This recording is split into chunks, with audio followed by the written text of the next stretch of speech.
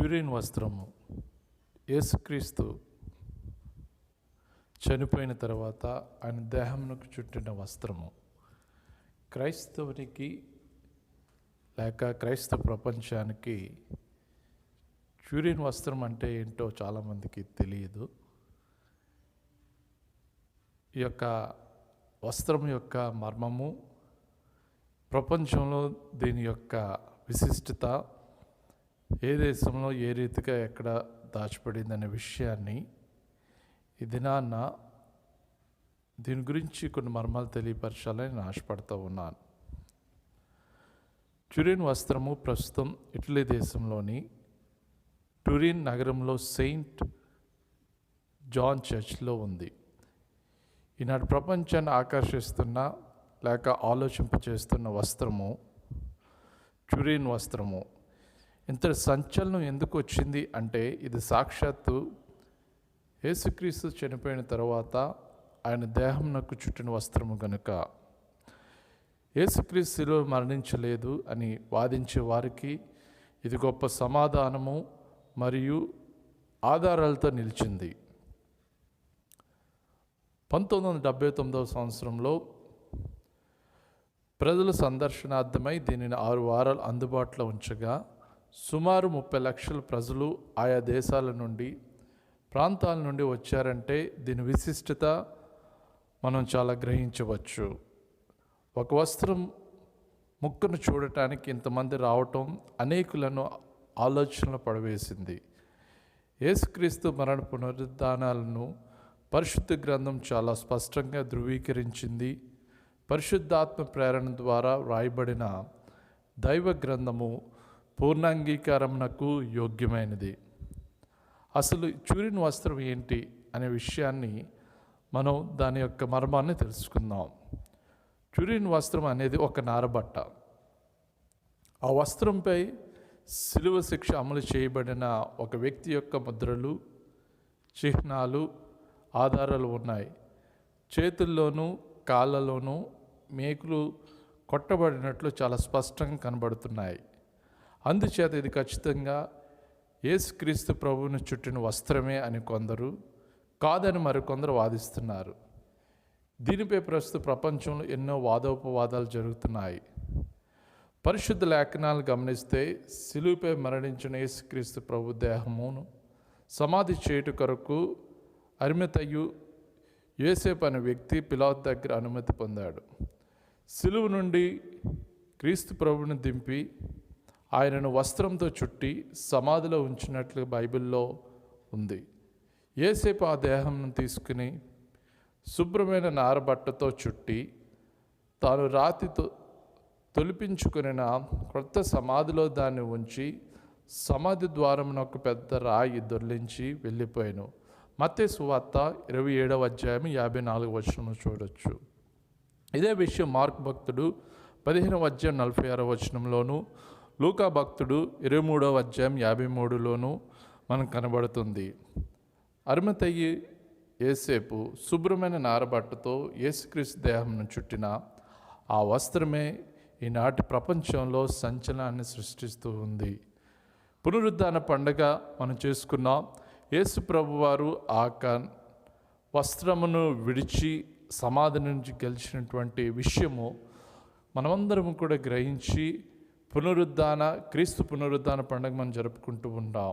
అయితే ఈ వస్త్రం సిలువ వేయబడిన యేసుక్రీస్తునకు చుట్టబడిన వస్త్రమే అని అనేకులు విశ్వసించారు. అయితే మరికొందరు ఈ సత్యాన్ని కొట్టివేసి ఎవరో వ్యక్తుల ద్వారా చిత్రీకరింపబడిన చిత్రమని వాదిస్తూ ఉన్నారు. ప్రపంచ ప్రఖ్యాతిగాంచిన శాస్త్రవేత్తలు, అధ్యయనకర్తలు ఈ వస్త్రం యొక్క నిజాలు కొన్ని బయట పెట్టారు. ఈ వస్త్రం నిజంగా యేసుక్రీస్తుదేనా? నిజంగా మొదటి శతాబ్దానికి చెందినదేనా? వ్యక్తులతో చిత్రింపబడిన చిత్రం కాదనటానికి ఆధారాలు ఏమిటి? బైబిల్లో వ్రాయబడిన శిలువ విధానాలు ఈ వస్త్రంలో స్పష్టంగా కనబడుతున్నాయా? ఆసక్తి కలిగించే అనేకమైనటువంటి విషయాలు కొన్ని మనము తెలుసుకుందాం. ఈ వస్త్రం ఎలా బయటపడింది చరిత్రలో చూసినట్లయితే దాదాపు క్రీస్తు శకం 14వ శతాబ్దంలో ఈ వస్త్రం యొక్క లిఖితపూర్వక చరిత్ర మనకు అందుబాటులో ఉంది. దానికి ముందు జరిగిన చరిత్ర మనకు ఆశ్చర్యాన్ని కలిగించక తప్పదు. క్రీస్తు శకము 70వ శతాబ్దంలో యెరూషలేము టైటస్ అనే రోమన్ చక్రవర్తి ద్వారా నాశనం చేయబడింది. దానికి ముందే యేసుక్రీస్తునకు సమాధిలో చుట్టబడిన ఈ వస్త్రము ఇశ్రాయేలు సరిహద్దులు దాటి టర్కీ దేశానికి వెళ్ళిపోయింది. ప్రస్తుత సమయంలో టర్కీ దేశంలోని ఉర్ఫా నగరం అక్బర్ అనే రాజు పాలనలో ఉండేది. చరిత్ర ప్రకారం ఆ రాజు ఒక కుష్ఠరోగి. అయితే యేసుక్రీస్తునకు చుట్టబడిన ఈ వస్త్రమును ఆయన ముట్టుకున్నప్పుడు అద్భుతం జరిగి కుష్ఠవ్యాధి నుండి విడుదల పొంది అతడు యేసు ప్రభువును అంగీకరించాడు. మొదటి శతాబ్దంలో ఎదెస్సాగా పిలువబడిన ఆ ప్రాంతంలో ఒక చర్చ్ కూడా నిర్మించబడింది. ఆ తదుపరి ఆ వస్త్రమును ఒక మెటల్ బాక్స్లో 300 సంవత్సరాలు దాచిపెట్టేశారు. క్రీస్తు శకము 525వ సంవత్సరంలో ఆ పట్టణంలో వచ్చిన భయంకర వరద కారణంగా ఈ వస్త్రం దాచబడిన పెట్టె బయటపడింది. అయితే అప్పటికి కాన్స్టంటైన్ చక్రవర్తి ద్వారా క్రైస్తవ్యం చట్టబద్ధం చేయబడింది కాబట్టి ఆ వస్త్రాన్ని నిర్భయంగా ప్రజల ముందు ఉంచగలిగారు. అయితే క్రీస్తు శకం 7వ శతాబ్దంలో ఇస్లాం వారు ఈ వస్త్రం ఉంచబడిన పట్టణాన్ని స్వాధీనం చేసుకున్నటకు బట్టి అది వారి చేతుల్లో ఉండిపోయింది. క్రీస్తు శకము 944వ సంవత్సరంలో బెజంటియన్ రాజ్యానికి చెందిన సైన్యాధిపతి కేవలం యేసుక్రీస్తు చుట్టబడిన వస్త్రం కోసం ఆ ప్రాంతం మీదకి యుద్ధానికి వచ్చాడు. విస్తారమైన బంగారము 200 మంది ఖైదీల విడుదలను కోరుకొని ఇస్లాం వారు యుద్ధం లేకుండా ఆ వస్త్రమును అప్పగిస్తారు. వెంటనే అది కాన్స్టంటైన్ నోపెల్ ప్రస్తుతం ఇస్తాన్బుల్గా తరలించబడుతుంది. క్రీస్తు శకము 944 ఆగస్టు 16న ఒక గొప్ప పండుగ వాతావరణం నెలకొన్న సమయంలో అక్కడున్న కెథీడ్రల్ నాయకుడు గ్రెగరీ ఈ వస్త్రాన్ని అందరికీ చూపిస్తూ ఓ ప్రసంగం చేస్తాడు. అక్కడి నుండి అనేక విచిత్రమైన మలుపులు తిరిగిన తరువాత ఈ వస్త్రం మరలా క్రీస్తు శకము 1353లో ఫ్రాన్స్లో ఒక చిన్న చర్చిలో కనబడుతుంది. అప్పటి నుండి లిఖితపూర్వక చరిత్ర వ్రాయబడింది. క్రీస్తు శకము 532లో చురిన్ వస్త్రం కొన్ని చోట్ల కాలిపోతే క్రీస్తు శకం 534లో కొంతమంది మఠకన్యలు దాన్ని రిపేర్ చేశారు. ఆ తదుపరి క్రీస్తు శకము 1578లో అది ఫ్రాన్స్ నుండి ప్రస్తుతం ఇటలీలో ఉన్న చురిన్ నగరానికి తీసుకుని వచ్చారు. అయితే అప్పటి నుండి దీని గురించిన ప్రస్తావన పెద్దగా లేనప్పుడు 1898వ సంవత్సరంలో సెకండో పియా అనే వ్యక్తి తీసిన ఫోటోగ్రాఫ్తో నవీన యుగపు వ్యక్తుల దృష్టి దానిపై పడింది. ప్రపంచ దృష్టిని ఆ వస్త్రం ఆకర్షించగలిగింది. 19వ శతాబ్దం అటు క్రైస్తవ్యానికి ఇటు క్రైస్తవ విరోధులకు కూడా ప్రాముఖ్యమైనది. ఒక ప్రక్క మిషనరీలు ఖండాలు దాటి సముద్రాలు దాటి యేసుక్రీస్తు సువార్తను శరవేగంతో ప్రకటించి ప్రజల్లో గొప్ప మార్పును తీసుకుని వచ్చారు. మరో ప్రక్క చార్లెస్ డార్విన్, కారల్ మార్క్స్ మరి అనేక తమ సొంత సిద్ధాంతాలతో ప్రపంచాన్ని ప్రక్కదో పట్టించడానికి విశ్వ ప్రయత్నాలు చేశారు. అటువంటి సందర్భంలో ఈ చురిన్ వస్త్రపు ప్రకటన సంచలనం సృష్టించింది. ఇది ఖచ్చితంగా యేసు ప్రభుదే అని క్రైస్తవులంతా విశ్వసిస్తుంటే అనేక మంది క్రైస్తవ విరోధులు ఈ సత్యంపై దాడి చేశారు. ఇది కేవలం ఒక చిత్రపటమే కానీ వాస్తవ వస్త్రం కాదు అని వాదిస్తూ ఉన్నారు. నిజాలు చూసినట్లయితే ఆ నిర్ధారించడానికి శాస్త్రవేత్త పరిశోధనా సంస్థలు రంగంలోకి దిగాయి. 1950 సంవత్సరంలో ఫ్రాన్స్ దేశానికి చెందిన doctor ferry రాబెట్ A doctor at Calvary అనే పుస్తకాన్ని చురిన్ వస్త్రాన్ని 15 సంవత్సరాలు అధ్యయనం చేసి విడుదల చేశాడు.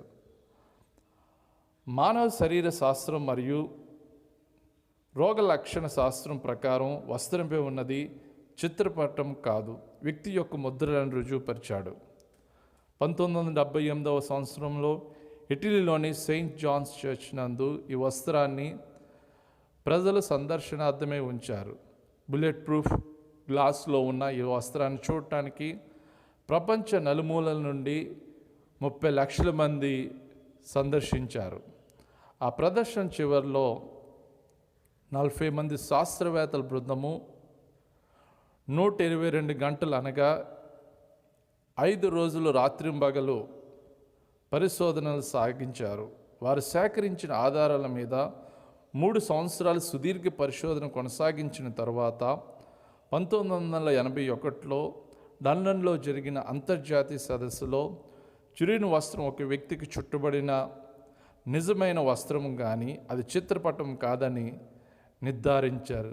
హల్లెలూయా. ఆ తరువాత ప్రజల దృష్టి ఆ వస్త్రం యొక్క కాలం మీద పడింది. 1988లో ఆక్స్ఫర్డ్, జురిచ్, అరిజోనా శాస్త్రవేత్తలు కార్బన్ డేటింగ్ నిర్వహించి అది 12-13 శతాబ్దాలకు చెందిందని చెప్పారు. అయితే యేసుక్రీస్తు మొదటి శతాబ్దానికి చెందినవాడు కాబట్టి ఆ వస్త్రం 12-13 శతాబ్దాలకు చెందినదై ఉండకూడదు. వాస్తవాన్ని పరిశీలిస్తే క్రీస్తు 1534లో చెందిన మఠకన్యలు టురిన్ వస్త్రాన్ని రిపేర్ చేశారు. అప్పుడు వారు వాడిన కొన్ని వస్త్ర ముక్కలను కార్బన్ డేటింగ్ కోసం తీసుకువెళ్ళి ఉండవచ్చు. అందును బట్టి ఆ వస్త్రమంతా 12-13 శతాబ్దాలకు చెందిందని భావించారు.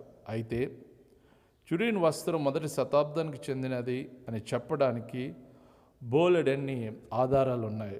1973 సంవత్సరంలో స్విట్జర్లాండ్ దేశానికి చెందిన శాస్త్రవేత్త మ్యాక్స్ ఫెయి వస్త్రంపై లభించిన పుప్పొడి రేణువులు సేకరించి సుదీర్ఘ పరిశోధన చేశాడు. ఆ పరిశోధన సారాంశం ప్రకారం వాటిలో 22 రకాల పుప్పొడి రేణువులు ఉన్నాయి.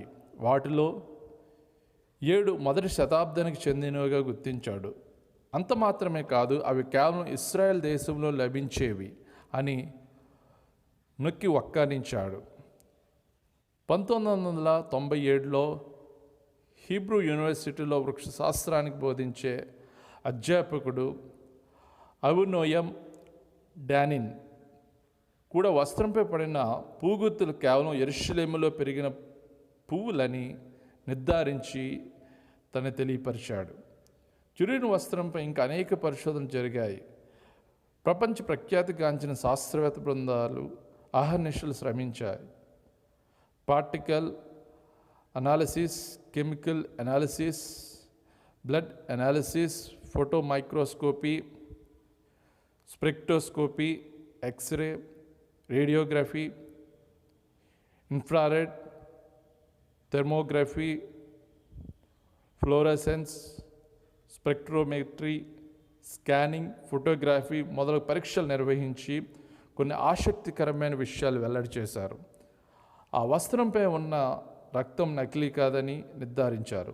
చురిన్ వస్త్రము నిశ్చితముగా పరిశీలించినప్పుడు ముళ్ళ కిరీటం, గుచ్చబడిన ముద్రలు, ముఖంపై దెబ్బలు, భుజములు విరుచుకుని పోవడం, మోకాలు విరుచుకుని పోవడం, విపరీతంగా కొట్టబడిన కొరడా దెబ్బల గుర్తులు, చేతుల్లో కాళ్ళలో కొట్టబడిన మేకుల గుర్తులు, ప్రక్కలో పెద్ద గాయం, విరగొట్టబడిన కాళ్ళు స్పష్టంగా కనబడ్డాయి. ఇవన్నీ గమనించినప్పుడు బైబిల్లో ప్రస్తావించబడిన యేసుక్రీస్తు మరణానికి దొరికిన వస్త్రముల ఆధారాలకు వ్యత్యాసం కనబడలేదు.